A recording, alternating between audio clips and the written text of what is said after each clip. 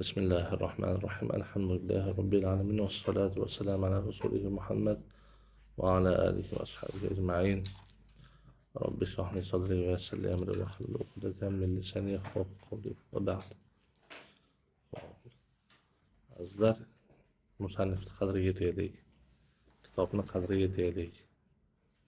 Ular biz 11 oyda bir marta ro'za tutadigan bo'lsak, ular yozadigan kitoblarini ro'za bilan, ibodat bilan yozishgan.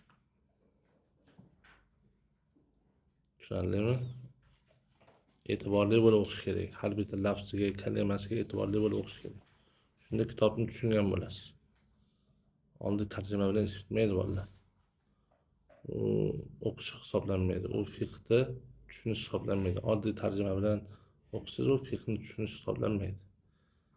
Musannifni har bitta kalimadagi maqsadi nima, nimaga qaratyapti, nimani iroda qilmoqchi, ana shu bilan tushunsiz, keyin kitobni tushunish bo'ladi, keyin fiqh o'qigan bo'lasiz. Har bittasi gapirish kerak, har bittasida izohni harakatda qilish kerak. Xo'p. Keyin bahsimiz 4-bahs, ya'ni al-ma'ul musta'mal. Musta'mal suv haqidagi bahs.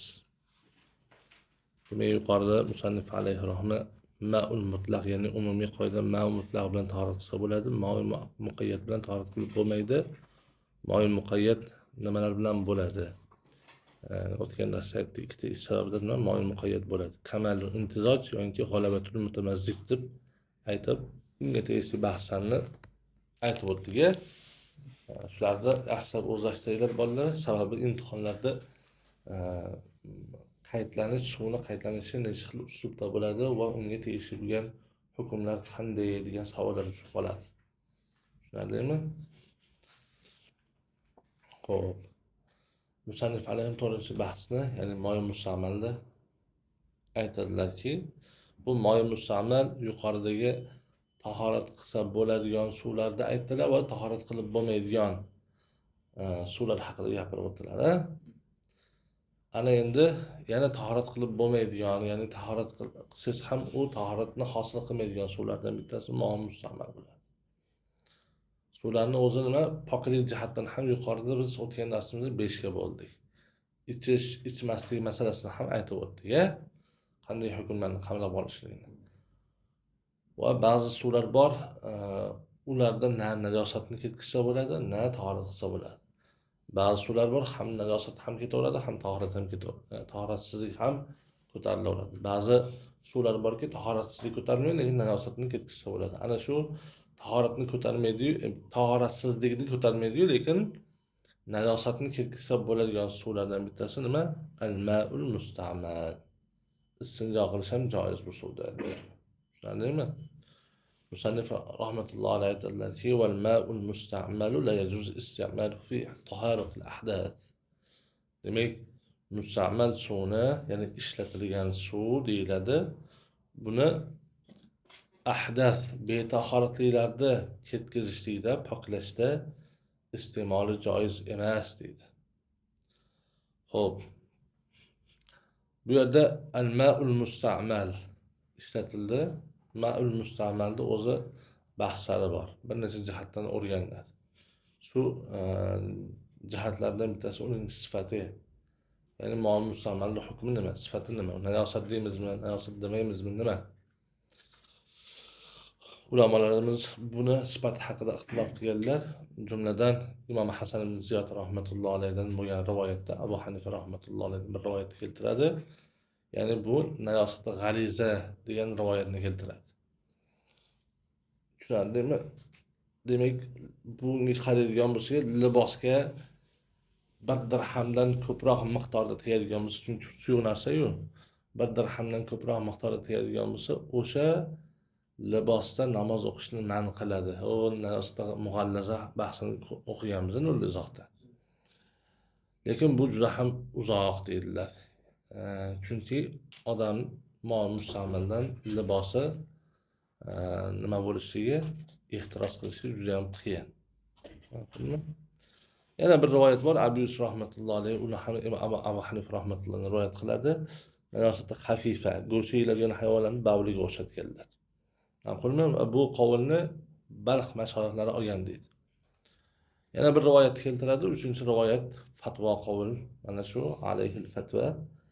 Ya'ni Imom Muhammad Abu Hanifa rahmatullohi alayhidan rivoyat qilgan rivoyatda aytadilarki, tohirun g'oyr mutahhir deydi.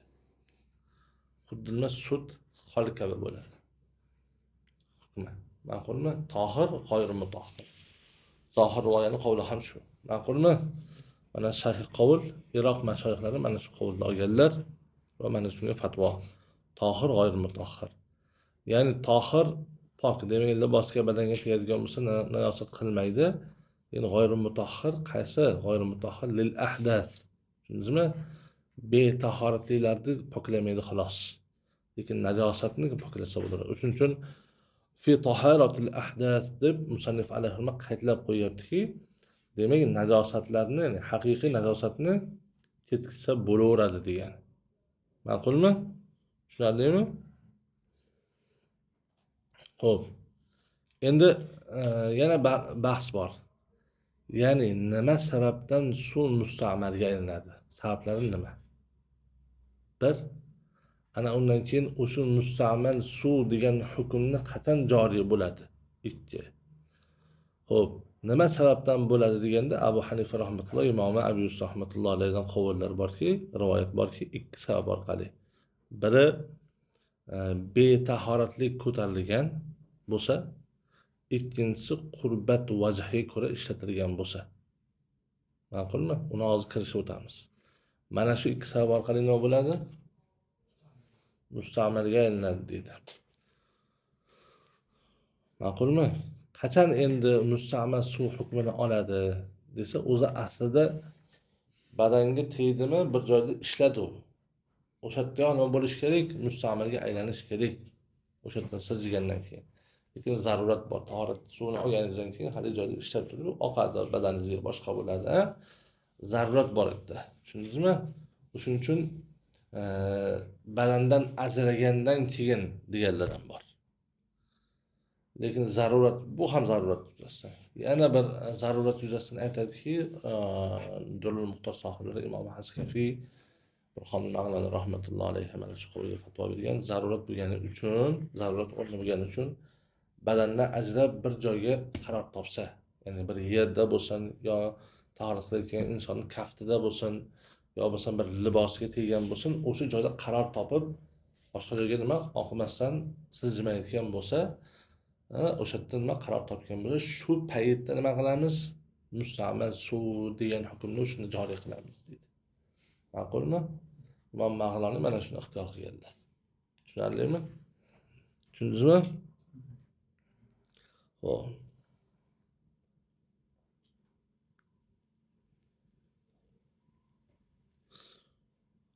Demak, uni hukmi nima ekan? Tohir, g'oyr mutahhir ekanligi. G'oyr mutahhir nimada? Lil ahdath. Betahoratliklarda. Betahoratlik ikki xil bo'ladi. Katta va kichik betahoratlik bor. Ana musannif alayhi rahmani o'zi ham ta'rifda uni turlari haqida nima sababdan suv musta'malga aylanadi, ularga ishora qilib, wal ma'ul musta'malu kullu ma'in uzila bihi hadasun dedilar. Har qanday suvki u bilan betahoratlik yetkazilgan bo'lsa deb qo'ydilar. Bu qovulni aytishdan maqsad nima desa, demak insonda betahoratlik amalga oshgan bo'lsa, bor bo'lsa va suvni ishlatdi, u tahoratni niyat qilsin, qilmasin farqi yo'q. Biz Hanafiy mazhabida tahoratda niyat shart emas. Ana shu nuqtai nazardan suvni ishlatadigan bo'lsa, haligi betahoratlik ko'tarilaveradi. Tahorat paydo bo'lib qolaveradi.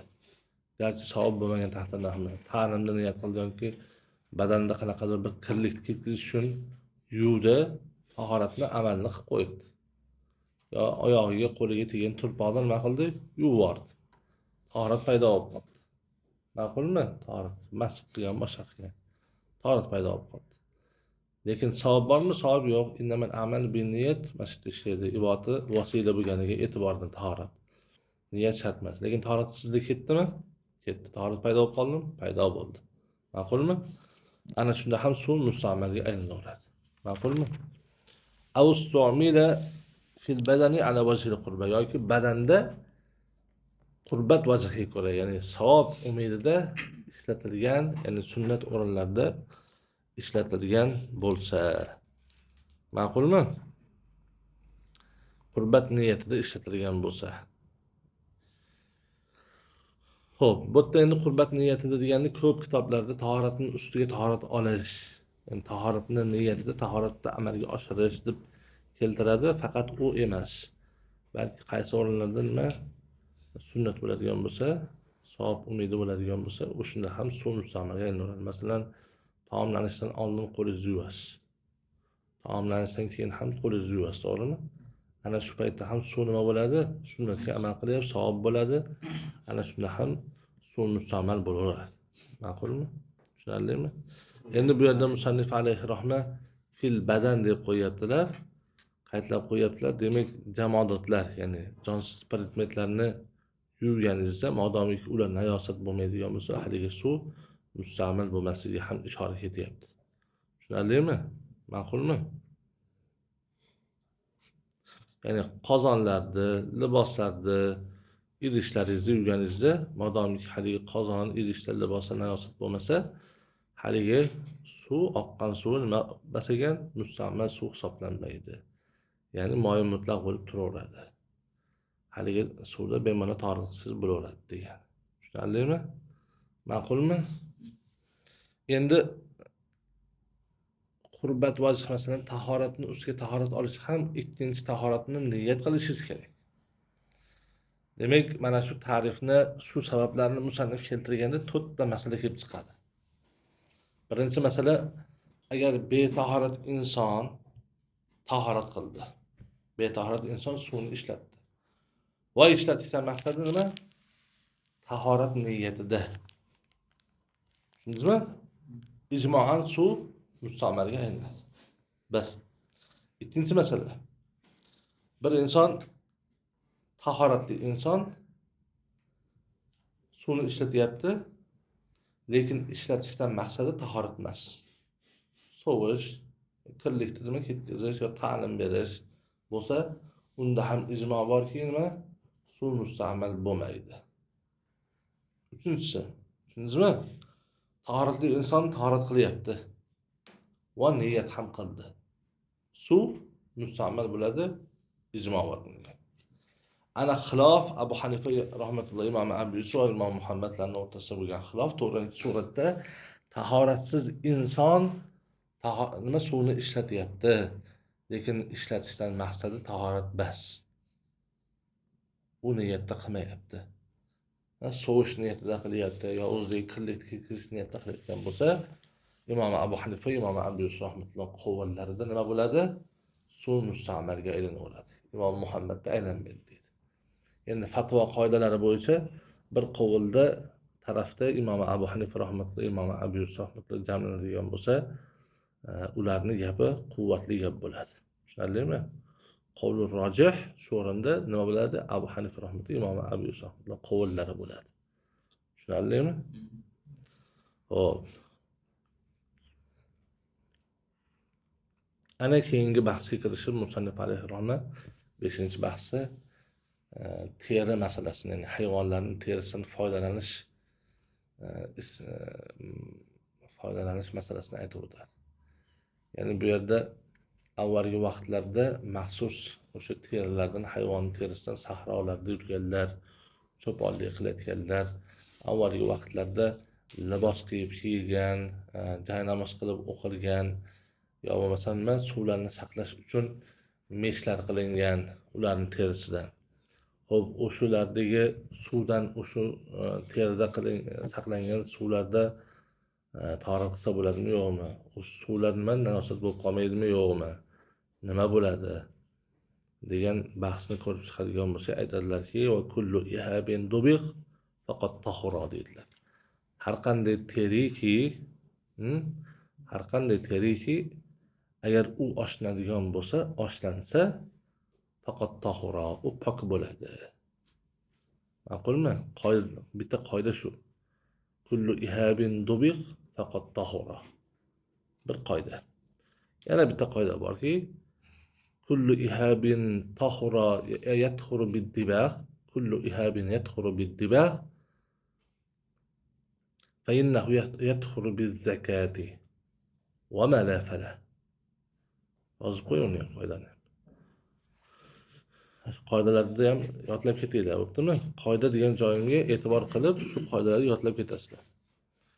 Kullu ihabin dubigh faqat tahura. Qoida bu ham. Ma'qulmi?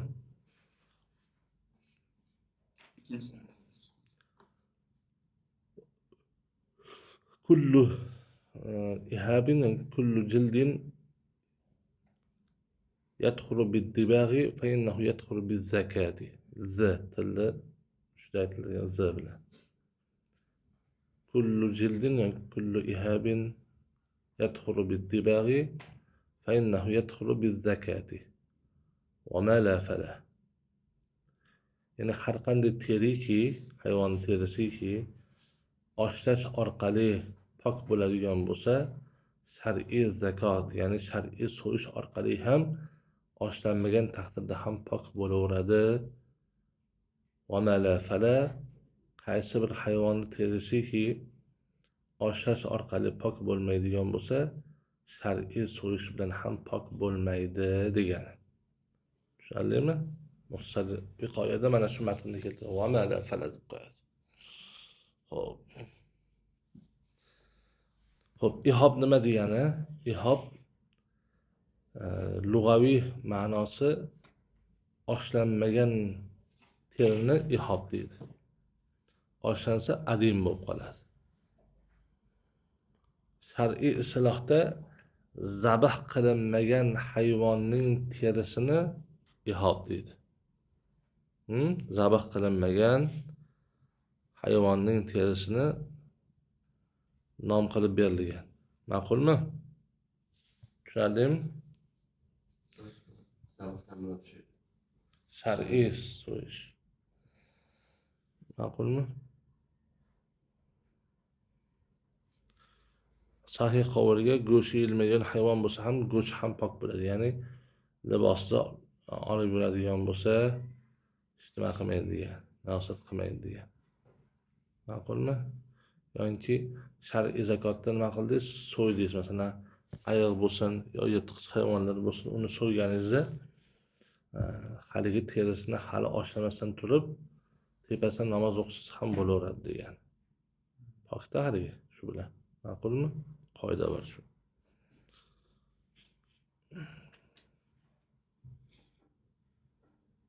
Xo'p. Ana kelib chiqadigan hukm nima? Jazat solatu fihi wal wudu minhu dedilar. Ana shu teridan qilingan nimada libosda fihi, o'sha libosga burkan bo'lgan holatda namoz o'qisa ham joiz. Demak, bu degani kiygan holatda libos qilib namoz o'qish joiz bo'lgandan keyin uning tepasi jahannamaz qilib namoz o'qish batariqa avlo degani. Wal wudu minhu, undan tahorat qilsa ham bo'laveradi. Demak, oshlanib idish shakliga keltirildimi? Haligi nimada oshlangan meshda mesh qilingan nimada terida hayvon terisida suv ushlab turilibdimi? O'shundagi suvdan bemalol tahorat olsa ham bo'laveradi degan. Ma'qulmi? Pok idishda turibdi-da, najosat idishda emas. Ma'qulmi? Ana poklash uslubi nima ekan? O tepada Nurul izohda narsalarni poklashni gaplashaverdik-a. Masalan, qilichni poklash uslubi bor, darik bor, masx bor, g'osil bor, boshqa bor. Bu dabigh orqali yoki shar'iy zakot orqali amalga oshadi poklash uslubi. Illa jildal khinziri val adami, illo cho'chqaning terisi bilan odamning terisi oshlansa ham pok bo'lmaydi demoqchilar. Ma'qulmi? Shar'iy zakot bilan ham pok bo'lmaydi. Ya'ni bu yerda xinzirdagi najosati ayon bo'lganlik uchun, butun badanning najosati uchun uning terisidan ham foydalanib bo'lmaydi, terisidan bo'lgan nimalarni oyoq kiyimlarda ham kiyib bo'lmaydi. Avvalgi vaqtlarda etik do'stlarga jungini nima qilib ip sifatida ishlatishga, shu tukuni ruxsat berilgan mahkamroq ushlab turganligi uchun. Lekin hozir zarurat qolmadi bu narsaga. Ma'qulmi? Hozir zarurat qolmadi, o'shuning uchun ishlatib bo'lmaydi. Hushyor bo'lish kerak. Cho'tkalar bo'ladimi, boshqalar bo'ladimi, o'shalarni yaxshilab bilib, ayniqsa ba'zilar nima cho'chqani o'sha yungidan bo'lgan cho'chkalarda nonga ishlatganlar ham bor ekan, novvoylarning ichida. Hozir endi rezinkali chiqib ketdi. Shunday ishlatsa ma'qulroq. Odamniki esa asosida ayon bo'lgani uchun biz bir karomat yuzasidan uniki.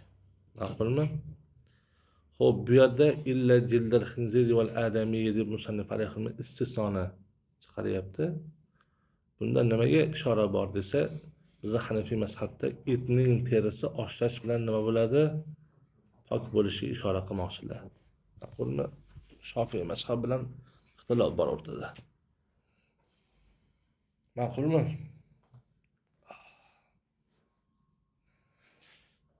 Demak, dibog' bilan oshlash bilan pok bo'lar ekanmi? Demak, nima zakot bilan hamma shar'iy so'yish orqali ham pok bo'ladi. Oshlamagan taqdirda. Tushunarlimi? Va sha'rul maytati va azmuha tohirun. Demak, o'limtikni sochlari va uni suyaklari, hammasi pok bo'ladi. Chunki hayot yo'qda aslida ularda. Shoxi, ba'zi matnlarda shoxi ham kelgan. Paylari kelgan. Ma'qulmi? Tushmaydi-ki, hayot tushmaydi aslida. Suyakda hayot yo'q aslida. Faqat siz nervingizga nima badaningizga nima bo'lib turgani uchun sezasiz. Bo'lmasa nima, suyakning o'zida og'riq sezilmaydi. Ma'qulmi? Tushunarlimi? Hayot yo'q joyga o'lim ham tushmaydi. Xo'p. Tushunarlimi? Mana shunday holatda nima? Terilardan foydalanishda holati bor. Endi hozir zamonaviy tarzda nima? Oshlash holatlari bor. Oshlash ham ikki xil bo'lgan bu. Haqiqiy va hukmiy bo'lgan. Haqiqiysi qurilgan daraxt barglari yo bo'lmasa nima? Anorni po'stloqlarini qo'yib, undagi o'sha teridagi yomon hidni va shu bilan bir qatorda namlikni totib olingan. Asosan hukmiy nima? Poklash uslublari bor. Unda quyoshga olib chiqib qo'yib, tutpoq sepib qo'yib, tuzlarni boshqalarni sepib qo'yib. Hozir endi zamonaviy bo'lib ketdi. Xo'p. Tushunarlimi? Tushunyapsizlarmi? To'g'risi o'sha. Va iza waqa'at fil bi'ri najasatun. Keyingi bahs 6-bahs endi nima? Quduq suvlari haqida ketadi va quduqqa tushadigan narsalarni holatiga qarab turib, uni poklash uslublari amalga oshiriladi. Bu ham quduq suvlarini o'rganish, yuqoridagi suvlarni o'rganish bu yuqorida aytganimiz, o'tgan darsda aytganimizdek, davlat o'zini suv zaxirasini tasarruf qilish siyosati bu. Ma'qulmi? Qanday holatda nima suv najosat bo'ladi, uni chiqarish kerak. Qanday holatda suvni saqlanadi, tahoratga yaraydi, yoki najosatlarni ketkazishga yaraydi, ana shularni nima o'rganish siyosati. Aytadilarki, iza waqa'at va iza waqa'at fil bi'ri najasatun. Demak, quduqqa najosat tushadigan bo'lsa, dedilar. Bu yerda najasatun deb turib mutlaq keltirdi. Demak, najosat oz bo'lsin, ko'p bo'lsin, masalan, bir qatra qon bo'lsin, bir qatra xamir bo'lsin, yo bavul bo'lsin, farqi yo'q, ha? Tushundingizmi? Ammo zarurat yuzasidan saqlanish xaraj bo'lganligi uchun qo'yning, tuyaning tezaklari, ma'qulmi? Ular nima qilmaydi? Najosat qilmaydi. Undagi qoida qachon najosat qiladi suvni desa, undagi asosiy e'tiborga olingan qoida ko'rgan odam Abu Hanifa rahmatullohi alayhi rivoyat qilgan qovulda ko'rgan odam, "Ho, mencha ko'p bu najosat" desa, ana shunda nima? Suv najosat bo'ladi. Bunda siniq bo'ladimi haligi tezak, siniq bo'lmaydimi, yangimi, eskimi farqi yo'q, ha? Tushunarlimi? Zarurat xaraj bo'lganligi uchun najosat qilmaydi deylik. Xo'p, haligi quduqqa najosat tushadigan bo'lsa, demak, bir qatra tomchi qon tushsa ham, bir qatra bavul tushsa ham nima bo'ladi? Nuzihat.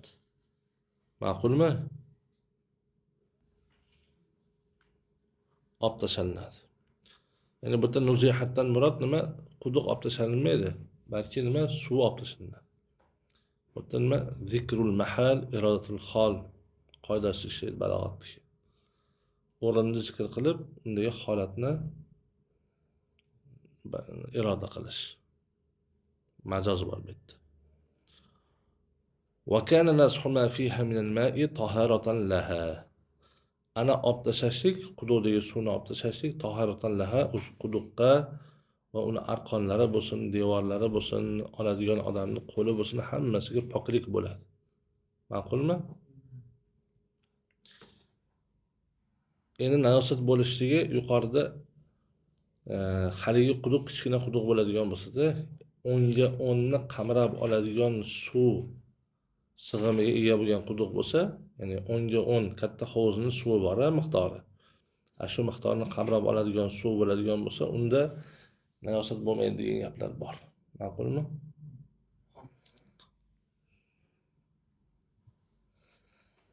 Xo'p. Musannif alayhi rahma ana yana ba'zi tafsilotlarga kiritib aytadiki, فإن ماتت فيها فأرة أو عصفورة أو صعبة أو سودانية أو سام أبرص نزح منها من بين 20 دلوا إلى 30 بحسب كبر الدلو وصغارها. يعني كبر الدلو وصغرها جنب الأولاد. Hop, agar quduqqa deydilar. Quduqda bir hayvon o'lib qoladigan bo'lsa, ya'ni u hayvon fa'ratun sichqon ekan. Yo bo'lmasa nima? Usfuratun. Nima ekan? Chumchuq, yoki sava, yoki savdaniya, bu ko'zi qizil qush bo'lar ekan. Yoki sam abros deb turib buni kalta kesakda aytadi. Ana shu hayvonlar o'ladigan bo'lsa quduqda nuziha minha min bayna 20 dalvan ila 30. 20 paqirdan to 30 paqirgacha suv olib tashlanadi. 20 paqir olib tashlashlik vojib, 30 paqir bo'lishligi mustahab bo'ladi. Va bu olib tashlashlikda paqirning katta va kichikligi e'tiborga olinadi. Ma'qulmi? Tushundingmi? Katta paqir deb turib, Imom Badruddin aytgan ekanlarki, katta paqir deganda bir sodan ziyoda suvni sig'diradigan paqirni katta paqir deymiz. Bir sodan kichikroq suvni sig'diradigan sig'imdagi paqirni kichkina paqir deymiz. Endi o'rtacha paqir e'tiborga olinadi. O'rtacha paqir bir soni sig'diradigan paqirdir degan ekanlar. Ya'ni bir so litrda 3 litr 360 millilitrga to'g'ri keladi. Ma'qulmi? 3 litr 360 millilitrga to'g'ri keladi bir so. Endi umumiy qoida o'zi o'sha quduqda ishlatiladigan o'rtacha paqir bo'ladi. Ma'qulmi? Xo'p.